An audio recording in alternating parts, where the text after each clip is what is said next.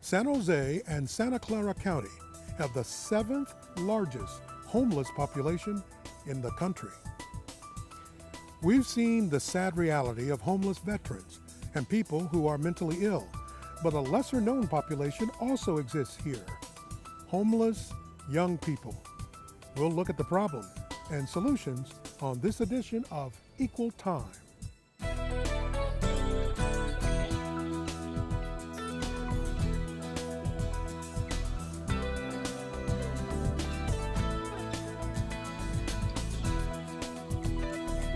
Hello and welcome to the campus of San Jose State University in this edition of Equal Time.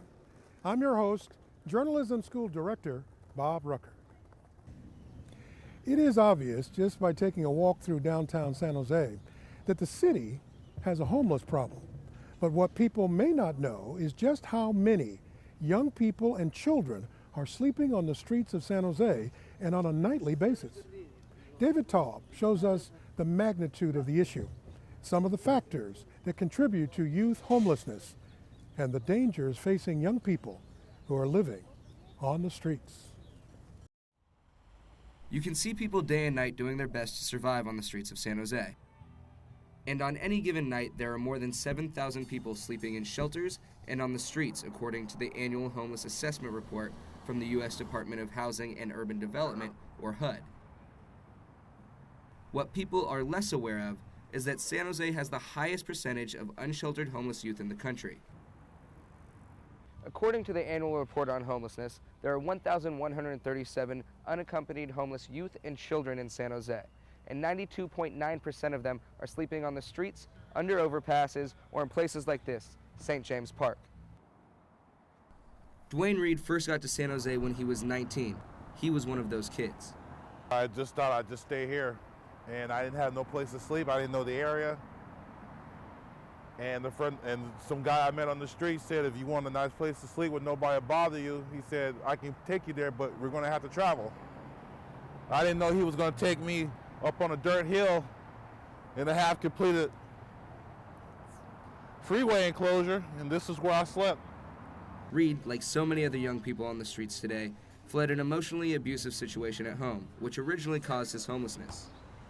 And after we talked to some young people on the streets, it became clear that abusive situations at home and how they were raised are reoccurring themes in causing their homelessness. For me, my first answer would be the parents.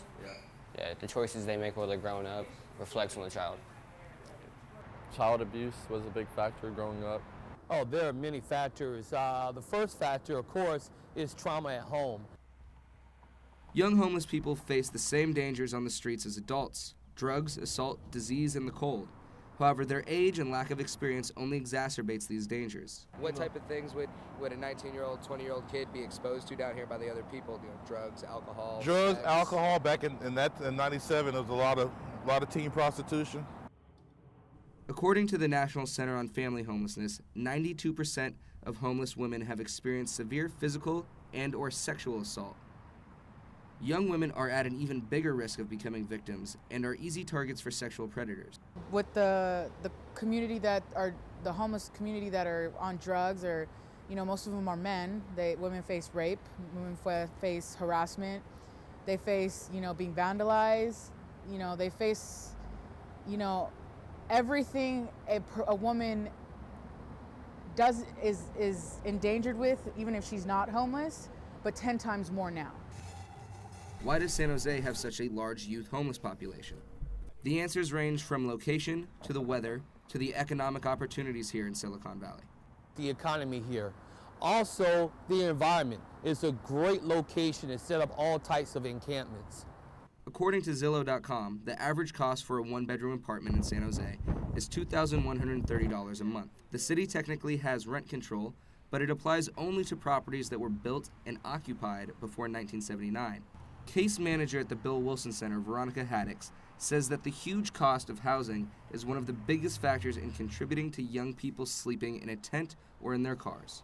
I really think this tech industry has driven up housing costs so much in this area that even if someone wants to get a studio apartment at $1,600, $1,700, $1,800, $2,000 a month, it's not affordable for them.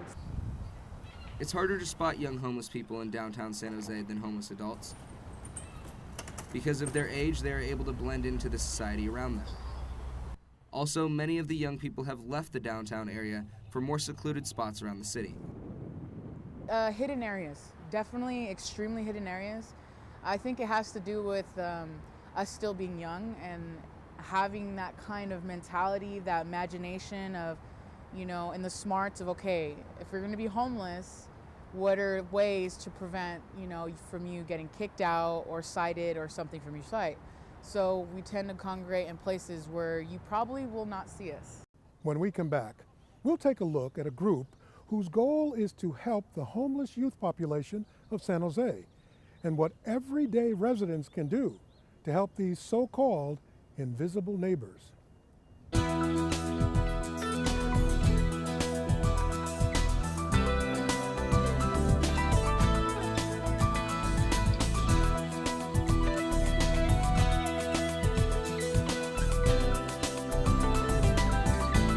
Welcome back. We've seen just how young people are going unsheltered from night to night in San Jose and some of the threats they have to deal with. David Taub takes a closer look at the Bill Wilson Center and what the organization is doing to help the people that need it the most. Young people end up on the streets for a number of different reasons, whether they are fleeing a dangerous situation at home or are kids that have aged out of the foster care system and have no one to turn to for help. That's where places like the Bill Wilson Center in San Jose come in to offer a helping hand to our most vulnerable citizens. We're here to serve them, to provide, like I said, a safe place for them. The annual report on homelessness does not count children that are part of a homeless family unit as quote-unquote homeless youth. Because of that, it is hard to exactly know how many children are living on the streets of San Jose. The good news for homeless young people and children in San Jose is that there's places like the Bill Wilson Center, which offer programs ranging everywhere from transitional housing to mental health services to education and job training.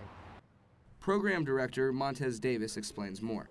So we have a job developer here that works with many organizations as well as companies to provide jobs for our clients. We have case management here to work on their case management skills. The number of homeless children and youth in San Jose is staggering, but hopefully with the help of places like the Bill Wilson Center, we can begin to help young people turn their lives around and become success stories.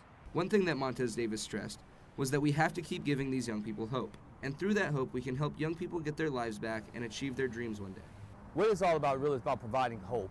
You know, when you're in a place and you're feeling hopeless, yes, living in a tent is acceptable. We citizens can also step up and help our invisible neighbors. How can you get involved? I think it goes back to the housing cost and talking to the right individuals and our leaders, our city leaders and our county leaders, and letting them know that this really is an issue for us and it's unacceptable. Young homeless people still have dreams, and through the hope that the Bill Wilson Center is providing, hopefully they can achieve those dreams. I want to become a counselor. According to the Department of Housing and Urban Development, San Jose was able to reduce its youth homeless population from 2013 to 2014, and hopefully through 2015 we can see this become a trend. In San Jose, David Taub reporting. When we come back, we'll sit down with a couple of experts to discuss the issue of youth homelessness and talk with a man who was homeless for the first time in San Jose when he was 19 years old. Stay with us.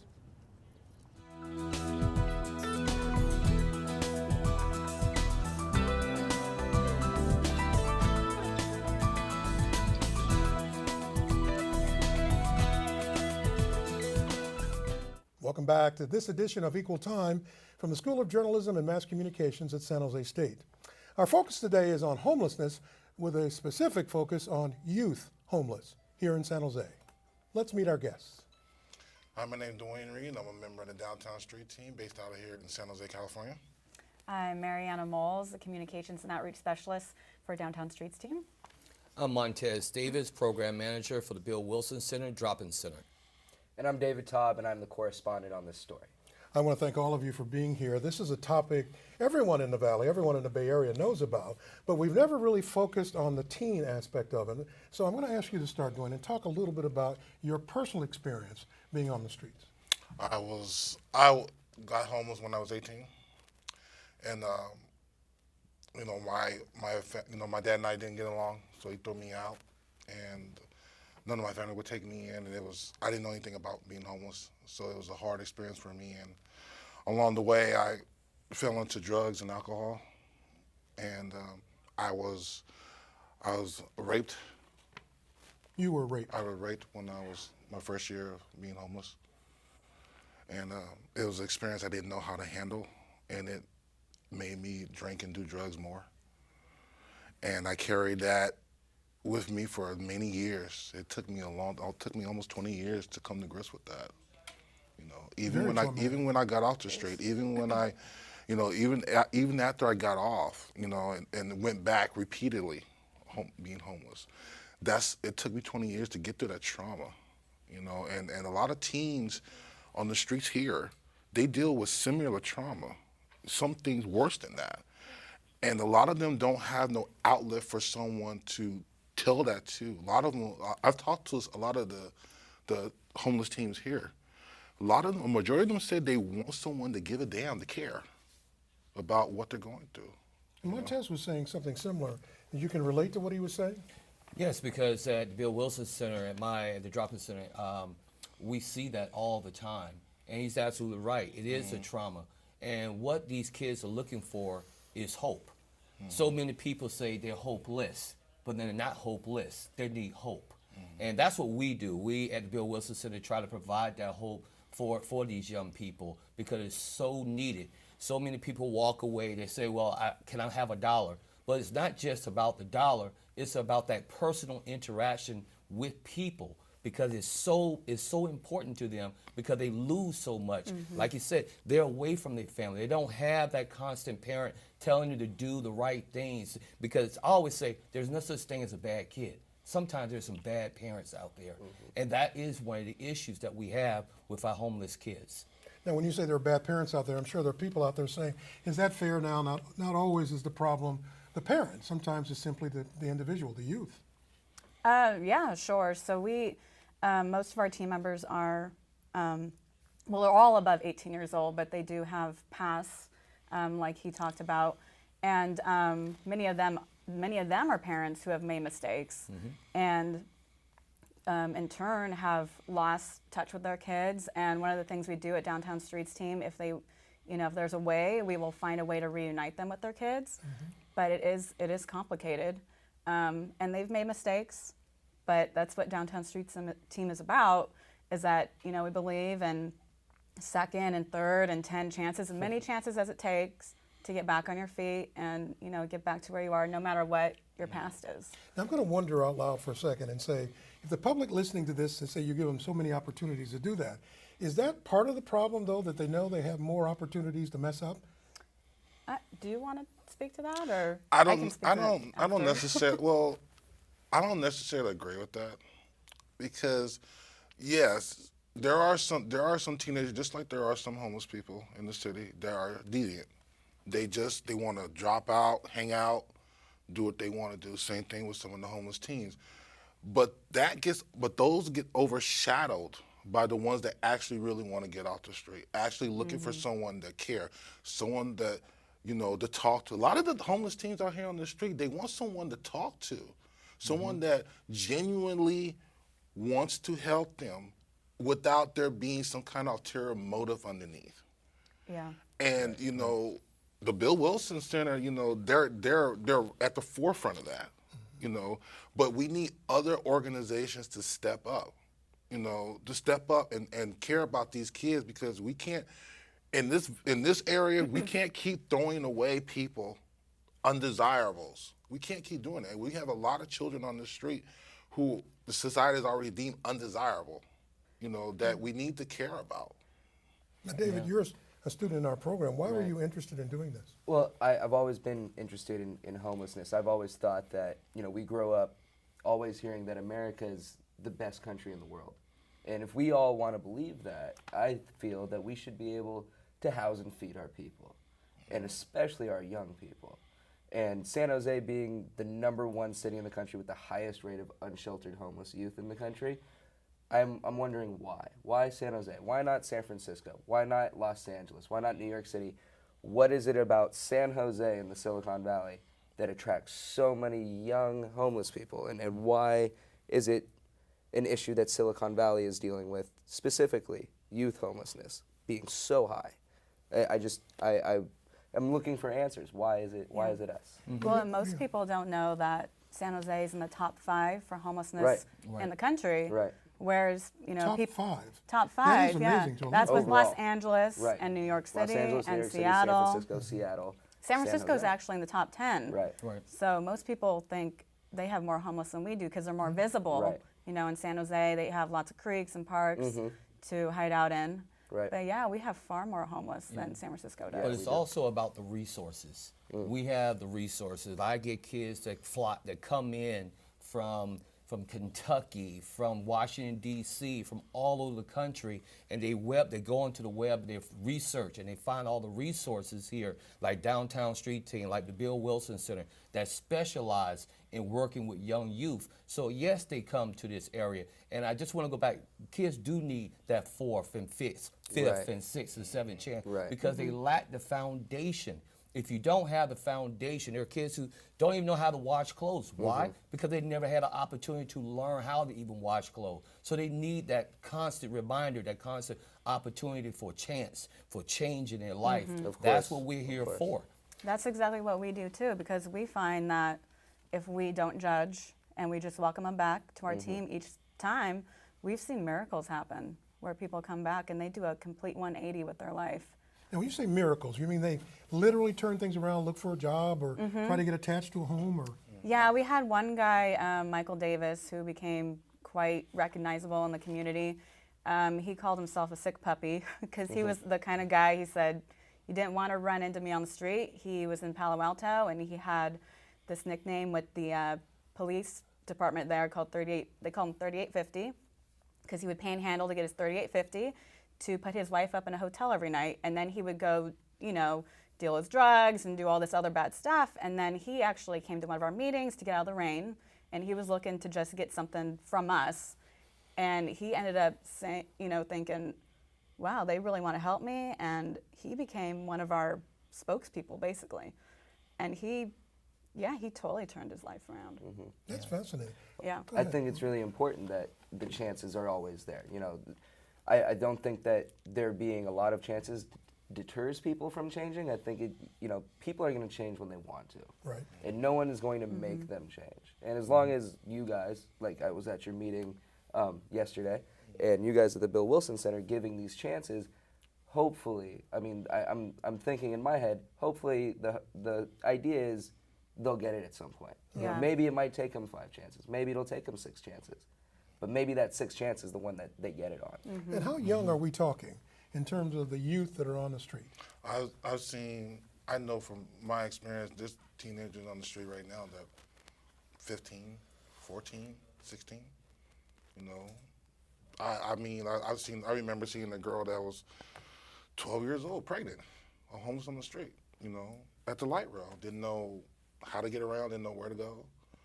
That's heartbreaking to see that, you know. I mean, because, you know, I'm 39 years old, and when I see that it makes me feel, you know, what if that was my daughter, my son, out there? It would break my heart, you know, to see them out there like that. And we don't, and you know, and it's so quick to judge, but you don't know a person's circumstances, why these kids are out there. Some of these, like, you know, like we've already spoken of, some of these kids just, they didn't want to be at home. Home's hard.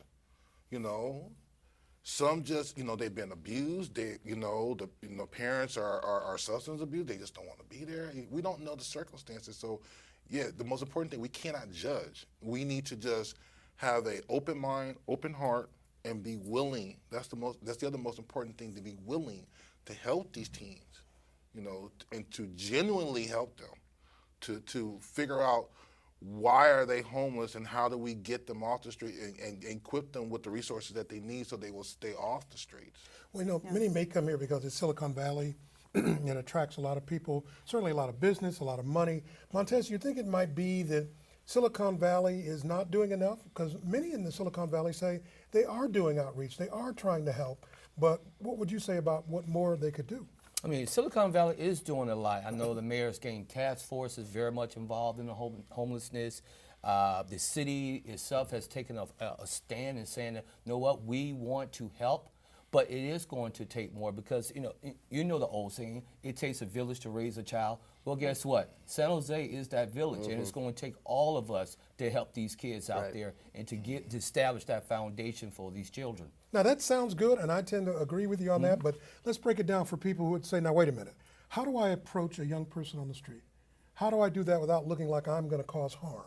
How do I do that? Because I don't know how to help. I don't know the questions to ask. What's the best way for the average person to address that?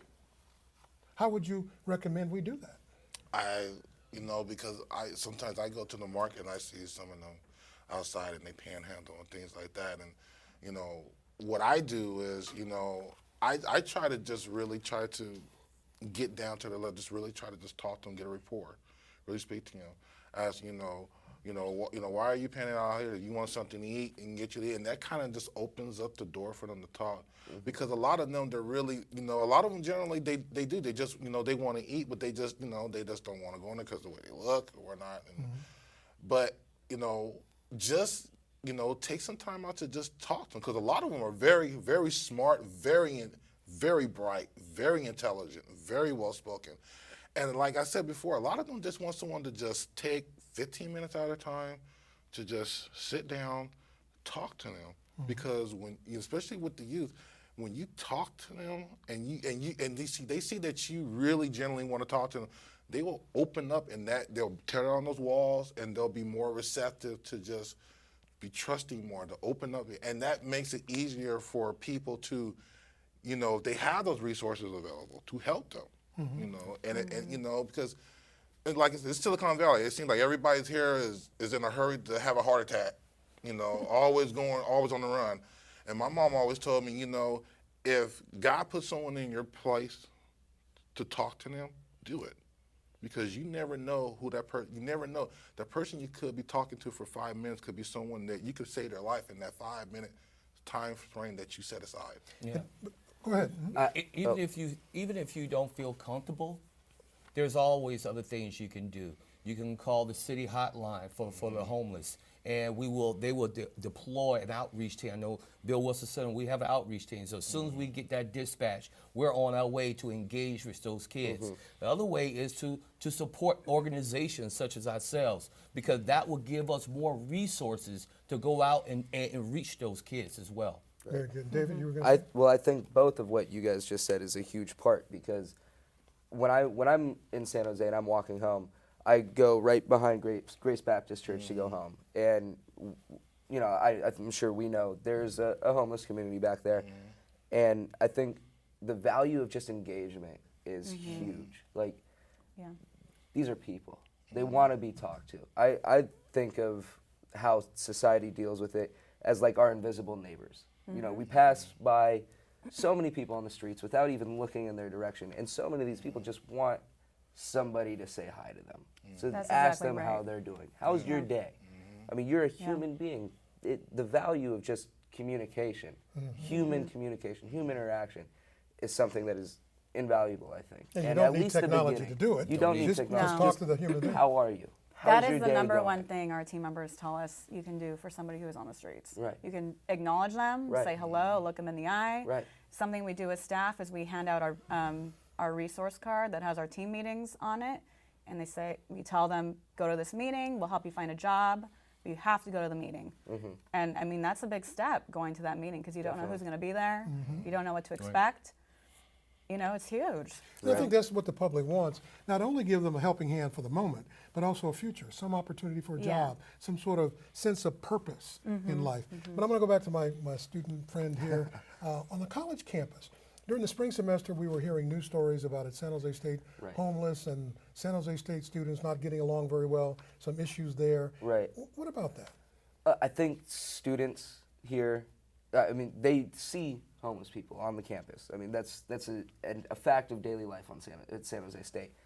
But I don't know if a lot of students are very well equipped for interacting. I think a lot of students are scared, a lot of students are put off automatically by just the idea and the stereotype of he's a homeless person, and, Right. and you know, what We goes don't know how to along deal with with that. Right. Right. So I think And students should often be you don't know either. Right, right. And students So- should be more aware. I think there's a very small minority of homeless people that want to cause you harm, and I think if we open our hearts a little bit more, we can start to learn and educate ourselves a little bit more about the people that are in our community. So a lot of it is just fear of the unknown. You don't know what I you're think so. encountering. I think so. Well, I think too we've just started, I guess, surveying college students to see who is homeless in college. And since I started working at Downtown Streets team, I've had a couple of people I went to college with here at San Jose State who messaged me privately to say, "Hey, I'm about to get evicted. What do I do?" I had one girl who I was friends with and I was in class with who told me she was homeless when she was in college.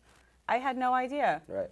She was living in her car, and it took her 5 years to come out and tell me that. Right. But it took because I was working with that population, so it was a safe place. And that is a sad reality. I've been on this campus at San Jose State for 21 years, Right. and I've had students in my class who were scrimping and saving and trying to get through school, and they were living in their car. They were homeless. And they would reveal those stories to us personally, but they didn't want it to be well known to the classes, so we don't talk about it.